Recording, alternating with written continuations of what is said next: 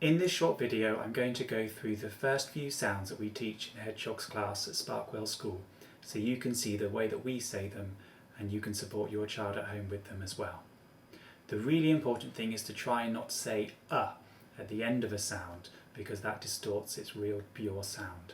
For example, if you say k instead of k or t instead of t, when a child comes to blend that to form cat, they'll end up saying k, a, t, which blended makes kata.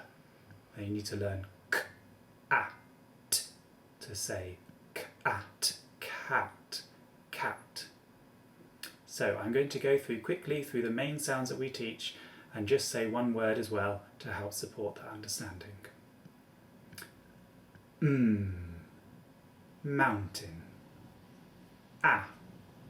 Apple. Snake. Dinosaur. Tower. Insect. Knobby. Pirate. Girl. Orange. Caterpillar. Kangaroo. Umbrella. Boot. Flower. Egg. Leg. Horse. Shop. Robot. Jump. Vet. Yak. Worm.